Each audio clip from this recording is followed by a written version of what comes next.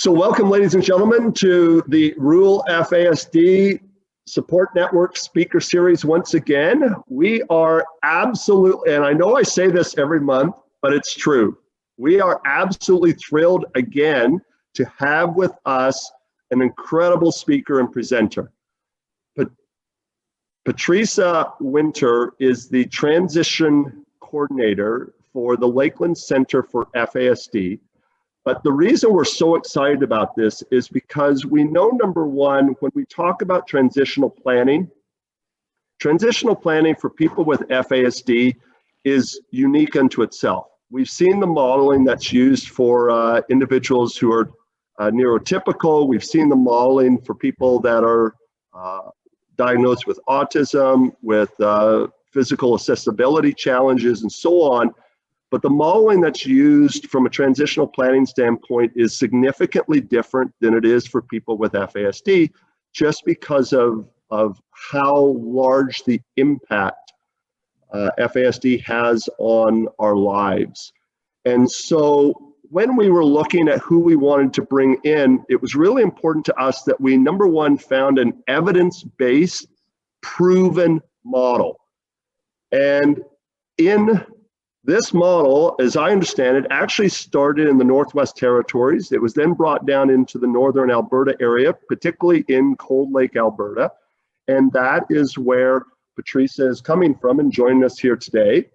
And not only is it a proven model with evidence and documentation behind it, it's also being delivered, obviously, in a rural and remote area, which was also of great interest to us. And when we did our environmental scan across Canada as to what models existed that met both of those criteria, this was literally the only one that we found. And we thank Diane Greer for bringing it to our attention in the first place. And we also thank Pateresa for joining us here today. So Pateresa, at this point, I'll turn it over to you. Awesome, thank you. Good morning, everybody.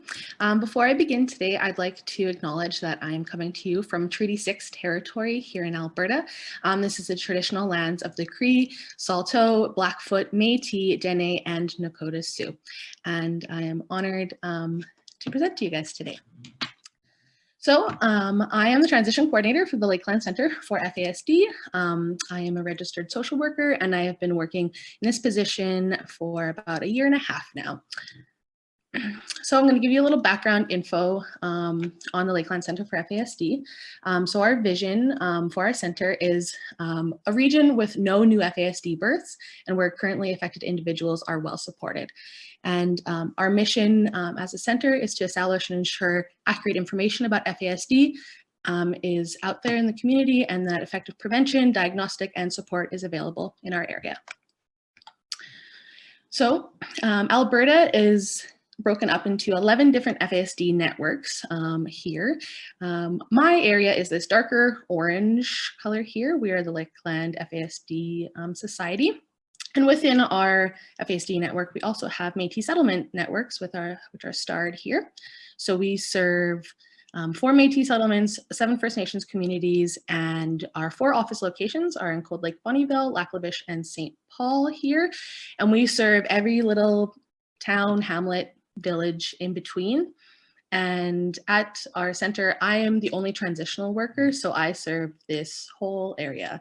So there's a lot of knowledge that goes into every little town and what services they have available, and the schools, and it's a lot of area to cover, but I have a lot of coworkers that support me along the way.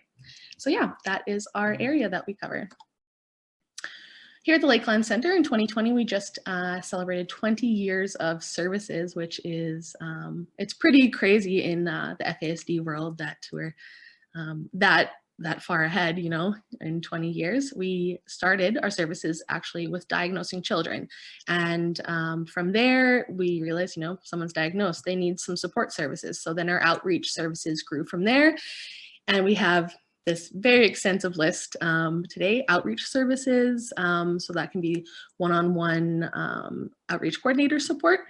We have employment services. This can be one-on-one support, or we have different groups that run throughout the week.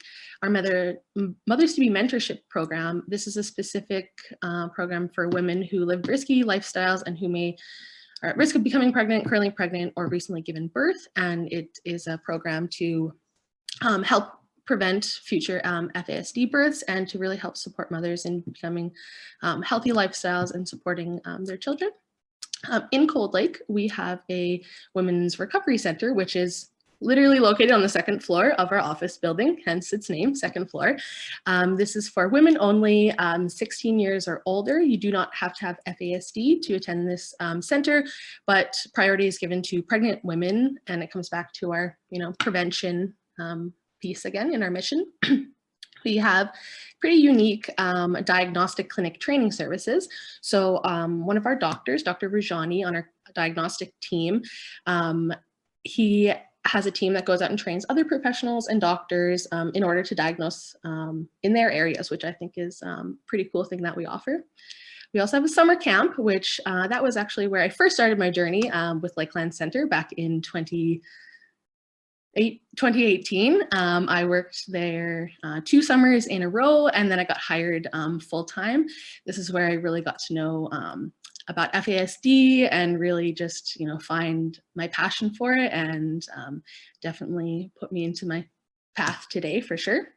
And our summer camp is very unique, specifically set up for children with FASD. It's a week-long overnight, and it's structured so there's no punishments, there's nobody being sent home. It's, fully there for them to have fun for that week and to give some respite to parents.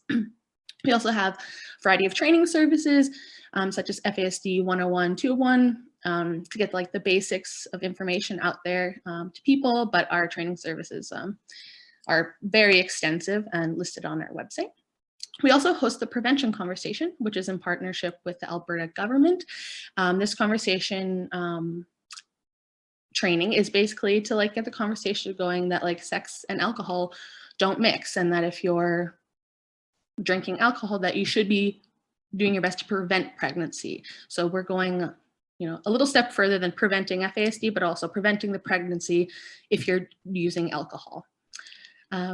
We also offer a variety of support groups. Currently, we do an online caregiver support group once or twice a month, I believe it is, and also things like Al-Anon we host at our center as well.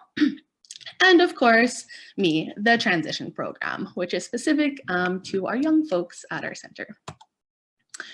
So for my program, eligibility is to have FASD or be at risk for FASD, perhaps gone through diagnostic clinic and doesn't have a full diagnosis yet, but I can still work with them, which is awesome. My age group is 15 to 24. The earlier start, the better for transitional planning, but it's also never too late to make some type of plan. It's best to have a committed support system. So, some good adults around the youth that can support them in their goals and the plan and moving into adulthood.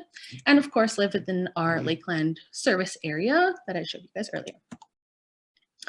So what is transition planning? So this is the process of a youth and their supports thinking about the future and what it's going to look like. It involves goal setting, creating a plan, and determining what supports might be needed. And it's individualized supports for 3 to 6 months. And that's at our center. Obviously, adopting the model can look different in other places, but that's what we use currently. So when it comes to moving into adulthood, I like to use this. This is an average. This is not everybody. Everyone with FASD is different and has different functioning levels. But this is an average that has been found, and it's really used to show that some societal expectations when people turn 18 and the pursuit of independence, it can be really problematic for some young folks with FASD, because if you're 20 and or 18 and your expressive language is at 20, you may talk well and sound like you got things under control, but when your living skills may be a little bit lower at perhaps 11, 12, 13 years old, you may seem like you're doing well, but you may be struggling a lot. But because you have an adult body, it's really hard for society to see that. So it's good to know that when individuals with FASD are moving into adulthood, that we remember that 18 doesn't mean full independence, and that some types of support will be needed for most people as they move into adulthood. So some challenges as they creep into those, late teen years and then into their adult years.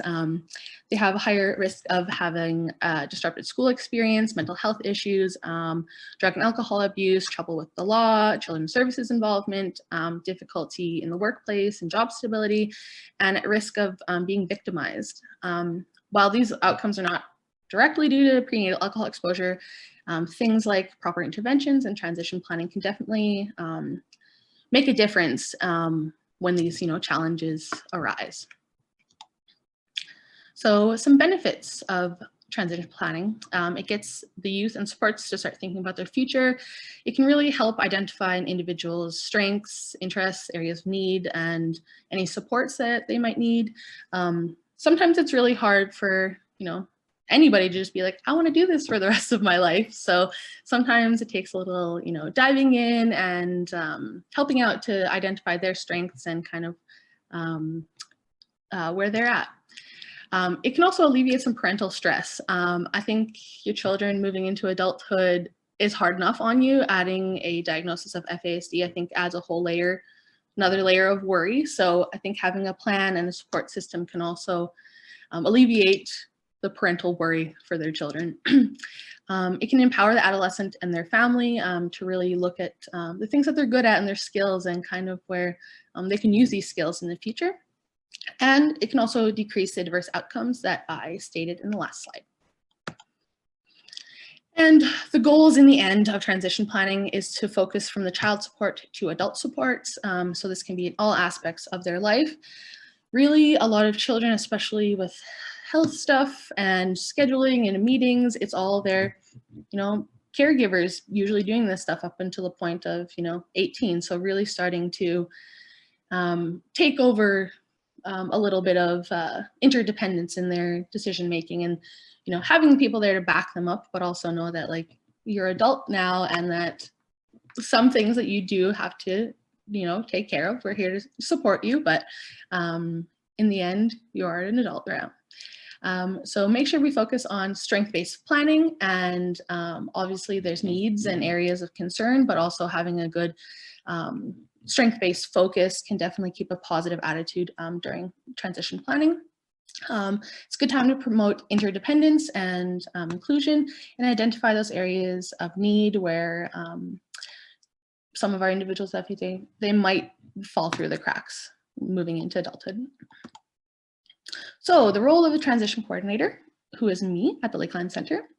So I facilitate the whole transition process. I meet with the adolescent, and we together make a meaningful personal story project. So this can kind of be any format that they want, but it's going to be a visual that I look at it, and it gives a little piece of the person, their strengths, their needs. It can be any format. I have a little more information about that coming up. But I also provide information and service referrals to agencies within their communities. And in the end, I write the whole transition plan, which includes all of the goals, areas of needs, the strengths, options for the future. So it's a whole written document with a timeline that can be followed.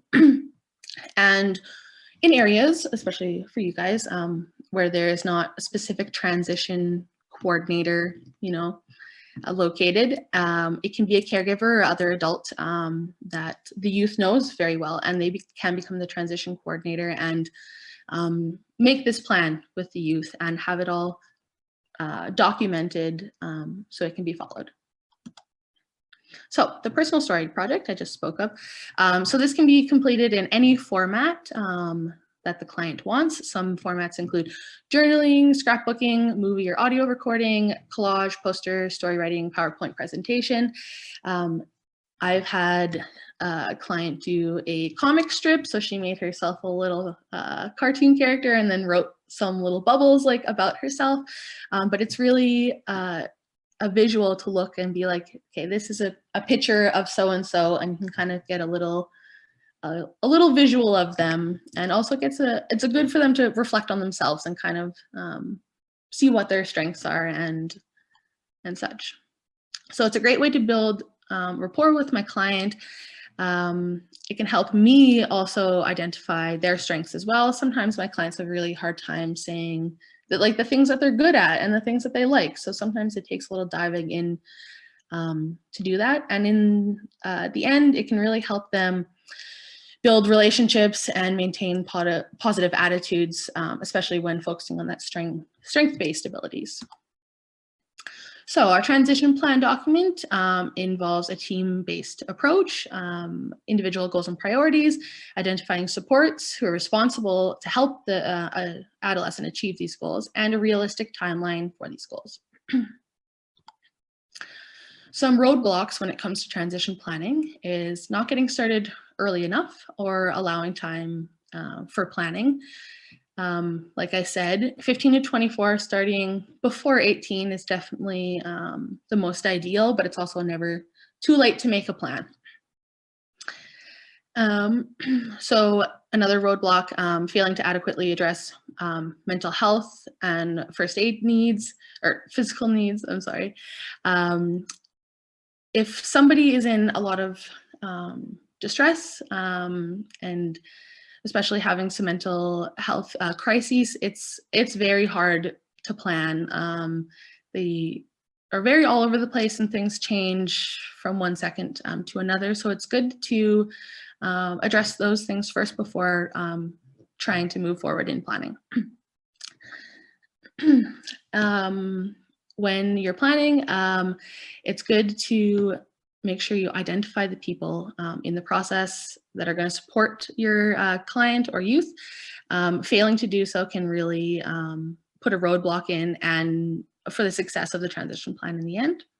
Losing track of the common goal, it can be really easy to get off track, but to remember as a transition coordinator, to bring all the services back to our actual common goal.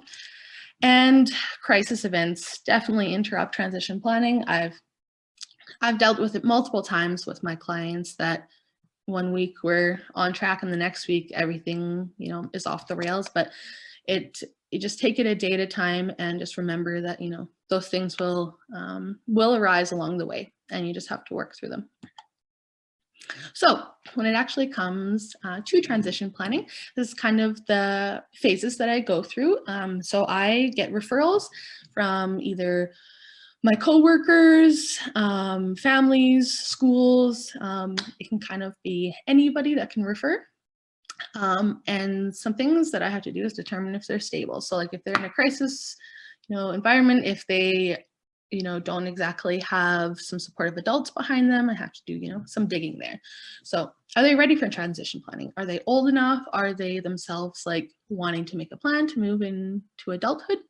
Because I've had some clients that don't exactly want to make a plan, and it's really difficult to make a plan with someone that's like, my mom wants to do this for me, right? So it's good when they're also on board. Also, do they require urgent planning assistance? Sometimes my program isn't exactly fitting for a client and they would require just some outreach services instead, especially if they're in a crisis situation and it's something that needs to happen like right now. So sometimes I do put people on hold just to get them a little more stable before we start planning. But yeah, lots of things to think about before you even begin the process. So phase 2, building the transition team. So this is where I do a lot of digging and looking for community supports and finding the people to build this team. So when it comes to building a team, basically any supportive adult can be a part of the team. Parents, caregivers, extended family, close friends of the family, teachers, social workers, counselors, therapists, support workers, coaches, clergy, employers, and future service providers. So here in Alberta, some future service providers that we use are PDD, so that's persons with developmental disabilities. Our disability in Alberta is called AISH. We also have family and community support services. Trying to think some other ones. We use FSCD, so family supports for children with disabilities. So those kind of support services I get involved with the team, and then anybody that the parents or the youth think will support them through the way, they can be a part of the team. And any adult can help with the different goals and making sure that they're achieved and supported.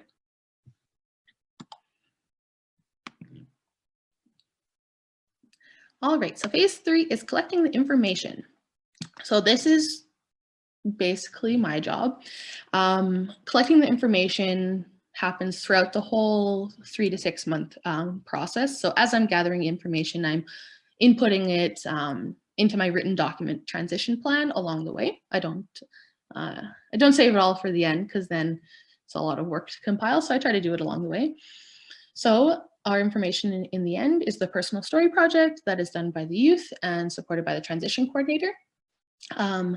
Their information from the support network and adolescent. So the members of the team, I do a lot of meetings with them, interviews, talking about the youth, their abilities, kind of where they see their future going, any concerns that school may have that maybe parents don't. But yeah, I get information from a lot of different sources. I collect report cards, medical history, a lot of different things as they move into adulthood, make sure they have different IDs and things like that. Identifying some priorities for me is ensuring that income supports are in place, if they need a guardianship or trustee, looking at their education, life skills, social skills, employment, housing, adult support services. Those are kind of areas that I collect information. It's a big document in the end, because you really want to look at the whole life, every aspect, so they don't fall through the cracks somewhere. All right, phase 4 is creating the individual family profile. So this is kind of giving like a bio background of the individual in the transition plan. So they talk about their abilities, interests, strengths, needs, any reoccurring wants, their diagnosis and testing, any other health conditions that they have along with their FASD that might affect their future, and kind of what level of support for interdependent living as they move into adulthood. So phase 5 is the planning day. So the purpose of the planning day is to bring the transition team together to review the document that was put together by me, the transition coordinator.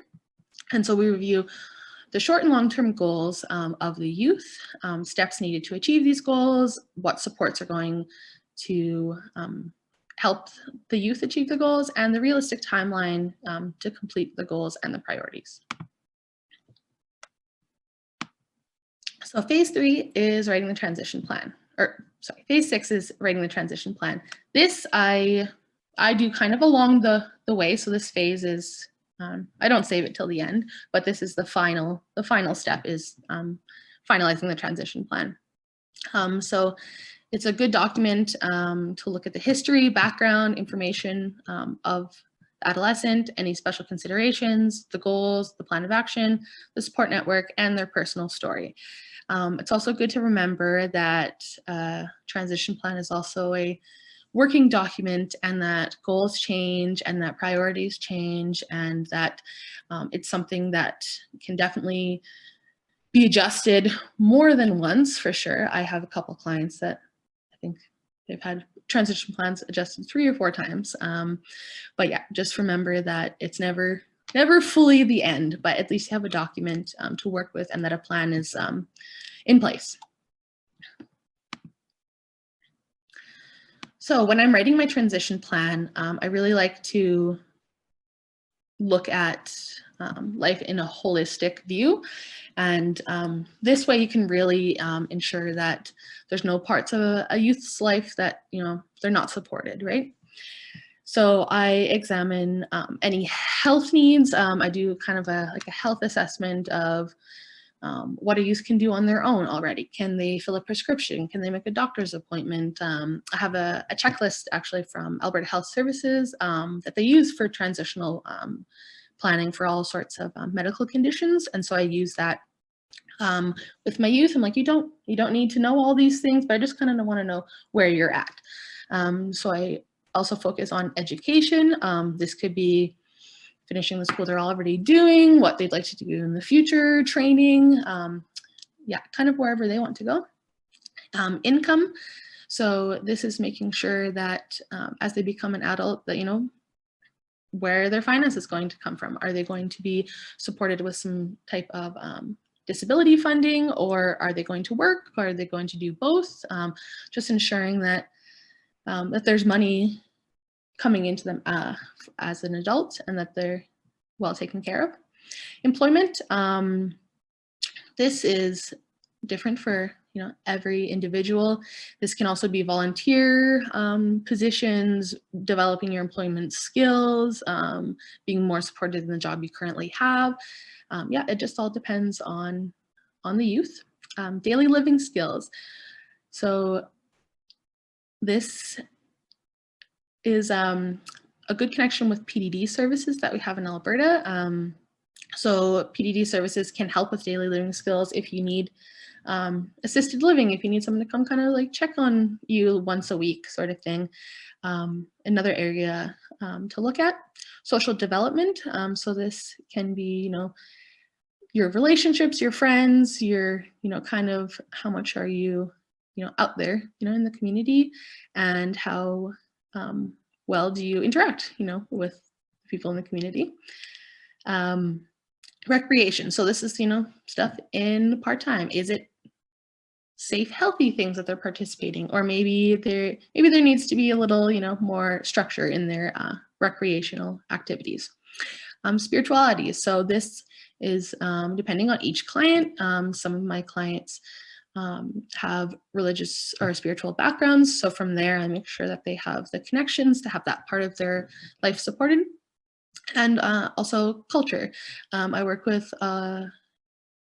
Métis and First Nations communities. So culture is very strong connection for a lot of my clients. So I ensure that any connections to their culture they want to make or want to keep, that we focus on that. And so this way they have nice, well-rounded support as they move into adulthood. So some strategies for success is to start early and don't rush the process. And also remember that you might be writing a plan more than once. It's definitely something to remember. Updating will happen. Create realistic expectations. I know those turning 18 and those societal, expectations, moving out, going to college, license, all those things can be very daunting for youth with FASD. So knowing that, things can take a little bit more time, they might need to take more steps, might get your license not at 16, but maybe 19, and knowing that taking that little extra time is definitely worth it. Consider the individual's health, physical, mental, emotional, and social needs before you even start planning. Be flexible and expect bumps in the road, especially as a transition coordinator. I get canceled on lots. I get, I've had clients, be not the nicest to me sometimes, but I just remember, in the end that I'm working, with people that have, a developmental disability, and sometimes that, it's nothing to do with me whatsoever. It might have been something that happened this morning, and that, I just need to roll with the punches. Always important to build a team to support the youth and to stay focused in that team for what's best for the individual. And remembering that individuals with FASD, they thrive on structure, routine, and consistency, and having that support system behind them. This is a little poster I actually was a presenter for at the end of January. This is my little kind of quick overview of, what the transition program looks like. So this is what I post for people to get a little quick view of my program. But yeah, our transition program first started in 2009, which is crazy. So yeah, we are in our 12th year of this program and going strong. So at the Lakeland Centre, we know that adulting is hard and we are here to help. And I have also embedded here, this is the transition planning booklet, which is available on our website, and the link is in the PowerPoint that I have here. So this is basically exactly what I talked about, a little more detail and information, and there's actually some documents at the end. So I will, so it's broken down into sections. Page 28. Yes, I just wanted to show you some of the documents that are available. So in here, this is a sample goal. So attend a transitional vocational program, what the task is, who's responsible for it, and the timeline as well. So it's very detailed, and it's something physical to actually come back to and look at. Okay, documentation. All right.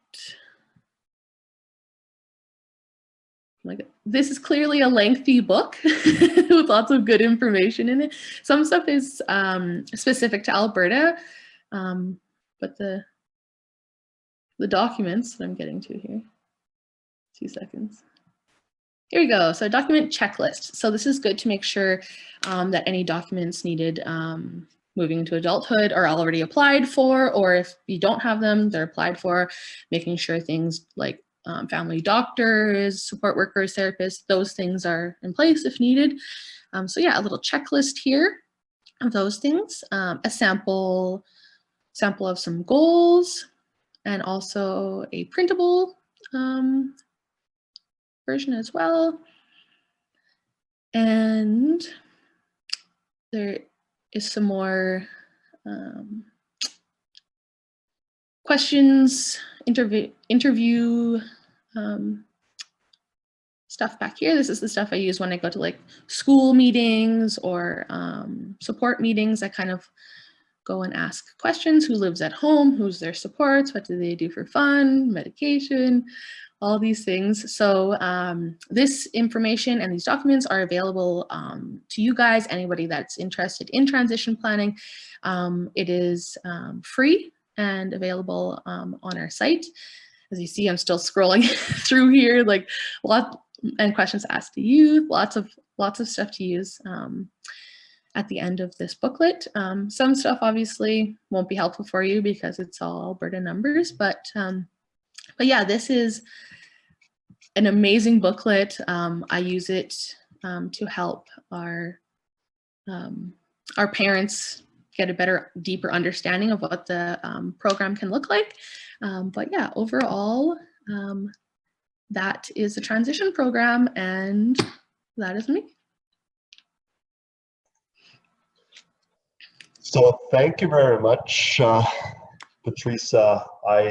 When I was watching the presentation, I think the two things that jumped out at me the most, and we'll get to people's questions here in just a second, but the first one that I appreciated you giving the history of Lakeland Centre and how it got started. It really was interesting to me that you started as a diagnostic clinic.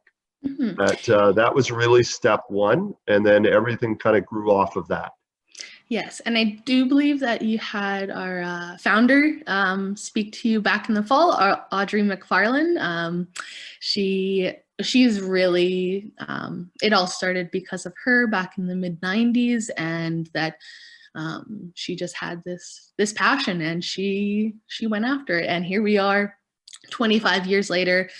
I have, between all of our programs and our recovery center, I have almost 50 coworkers. So we're huge, and it just, seeing you guys starting off where you are just makes me like so happy to see where you can go in the future. So yeah, well, I'm honored to work at a place like this.